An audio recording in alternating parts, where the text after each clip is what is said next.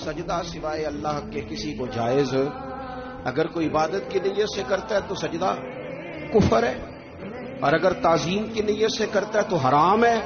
اعلیٰ حضرت بریلوی رحمۃ اللہ علیہ نے 50 کے قریب دلائل کتاب و سنت سے اور 100 سے زیادہ دلائل فقہ اور اصول فقہ سے بیان فرمائے ہیں کہ کسی اور کے لیے تعظیمی سجدہ بھی حرام ہے۔ نبی پاک علیہ السلام تشریف فرما تھے تو کچھ جانوروں نے آ کے حضور کے قدموں پہ سجدہ کیا، پیش نظر ہے وہ نوبہار، اور سجدے کو دل ہے بے قرار، روکیے سر کو روکیے، یہی تو امتحان ہے۔